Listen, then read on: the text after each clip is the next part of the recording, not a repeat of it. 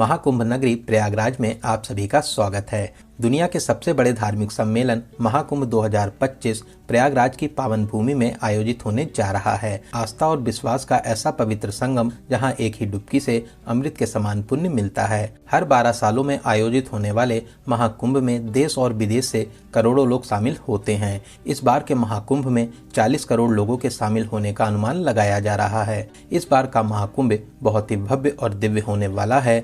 मेला क्षेत्र के साथ साथ पूरे ही शहर को दुल्हन की तरह सजाया जा रहा है। जगह जगह पार्क, विशाल प्रतिमाएं और पक्के घाटों का निर्माण किया जा रहा है। 13 जनवरी से 26 फरवरी तक 45 दिनों का ये महाकुंभ लोगों की आस्था का संगम रहेगा। कुंभ में शाही स्नान का विशेष महत्व माना जाता है। शाही स्नान के दिन स्नान करने से सभी पापों से मुक्त होकर मोक्ष की प्राप्ति होती है।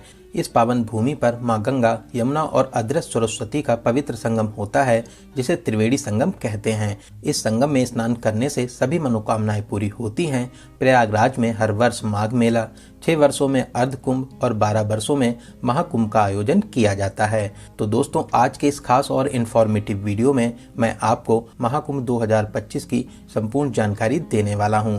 अगर आप भी इस महाकुंभ में आने की प्लानिंग बना रहे हैं तो आप एकदम सही वीडियो देख रहे हैं। ये वीडियो आपकी बहुत हेल्प करेगा। इस वीडियो में बात करेंगे आप यहाँ तक कैसे पहुँचेंगे, रुकने के लिए होटल, धर्मशाला या टेंट कहाँ पर लेना चाहिए, स्नान और दर्शन का सही तरीका क्या है, यहाँ पर दर्शन करने के प्रमुख स्थान कौन से हैं, और वीडियो के लास्ट में बात करेंगे संपूर्ण बजट की। तो महाकुंभ दर्शन की A to Z complete information के लिए वीडियो को एक बार पूरा जरूर देखें।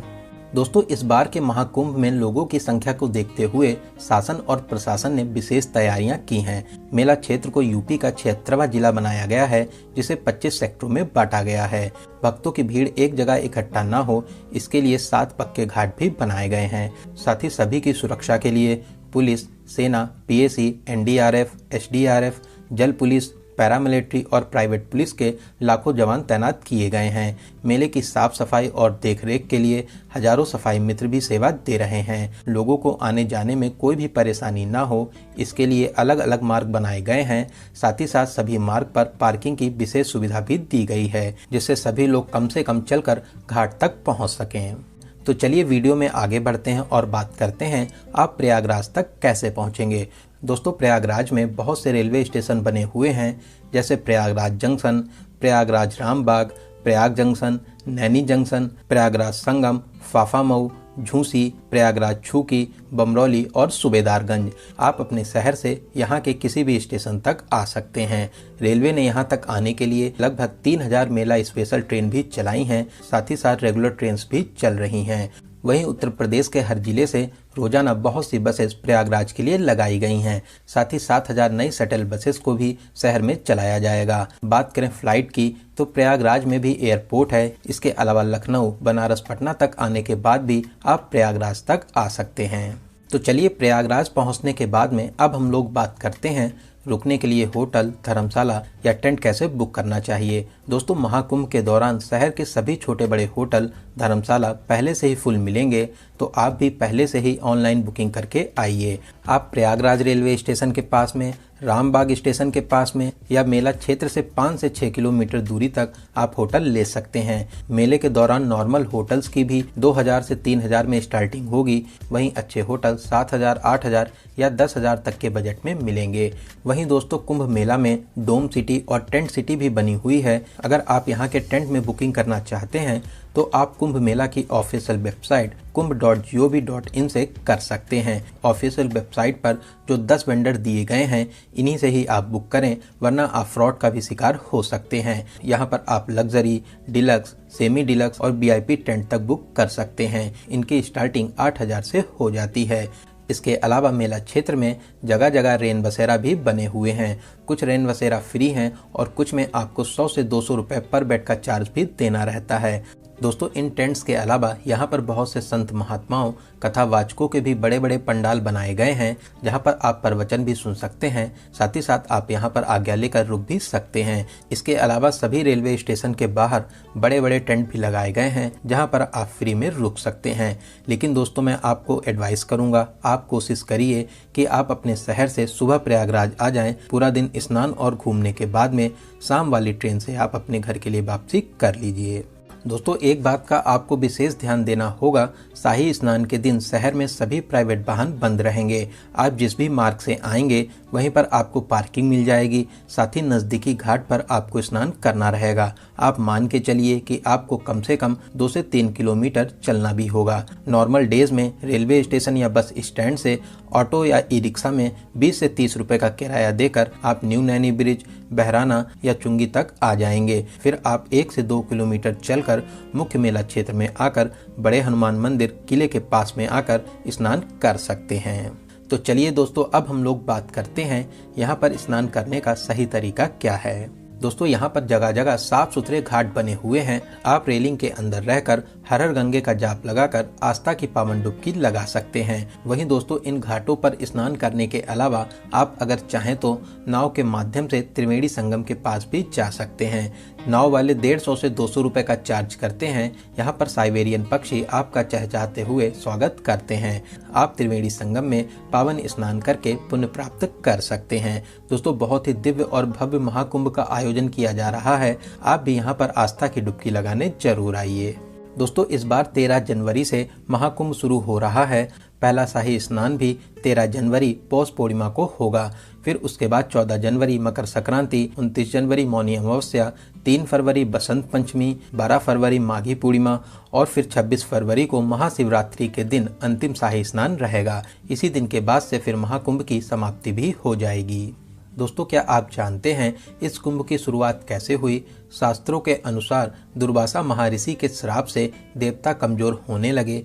तब देवता विष्णु भगवान के पास पहुंचे। विष्णु जी ने उन्हें असुरों के साथ मिलकर समुद्र मंथन का उपाय बताया। तब भगवान विष्णु ने कछुए का रूप धारण कर मंदरांचल पर्वत को ऊपर रखकर वासुकी नाग को नेति बनाया और फिर समुद्र मंथन शुरू हुआ। समुद्र मंथन से अमृत कुंभ निकला। अमृत कुंभ के लिए 12 दिनों तक राक्षसों और देवताओं के बीच भयंकर संग्राम हुआ। इसी बीच अमृत की 4 बूंदें पृथ्वी पर आ गिरी। ये बूंदें हरिद्वार, प्रयागराज, उज्जैन और नासिक में आ गिरी। तभी इन जगहों पर कुंभ का आयोजन किया जाता है और 12 सालों में प्रयागराज में महाकुंभ का आयोजन होता है। कुंभ के दौरान इन नदियों का जल अमृत के समान माना जाता है। तो दोस्तों यहाँ पर पावन स्नान करने के बाद में अब हम लोग बात करते हैं प्रयागराज में आप और कहाँ दर्शन कर सकते हैं। दोस्तों यही घाट के पास में ही किला बना हुआ है। किले के अंदर प्राचीन अक्षय वट है। यहाँ पर आप दर्शन जरूर करें। ऐसी मान्यता है वनवास के दौरान राम जी भी यहाँ पर रुके थे। साथ ही साथ किले के अंदर प्राचीन पातालपुरी मंदिर भी है। आप यहाँ पर भी दर्शन आदि कर सकते हैं।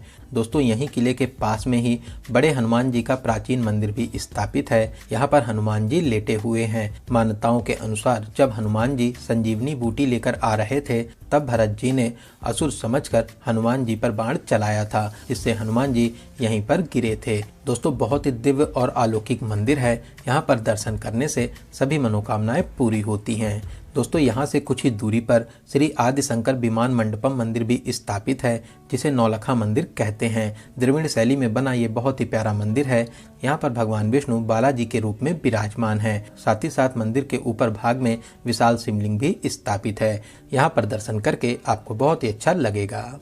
दोस्तों इन मंदिरों के अलावा सभी प्रमुख स्थान दूर दूर हैं, तो आप यहाँ पर ई रिक्शा या ऑटो बुक कर सकते हैं। ई रिक्शा और ऑटो वाले आपसे 1000 से 1500 रुपए का चार्ज करते हैं। 3 से 4 घंटे में 6 से 7 प्लेसेस को कवर करा देते हैं। तो चलिए सबसे पहले हम लोग चलेंगे मनकामेश्वर, जो न्यू नैनी ब्रिज के पास में स्थित है। दोस्तों यहाँ पर आप शिव जी के बहुत ही अलौकिक रूप के दर्शन प्राप्त कर सकते हैं। बहुत ही अलौकिक और दिव्य स्थान है। सभी भक्त यहाँ पर दर्शन करने जरूर आते हैं।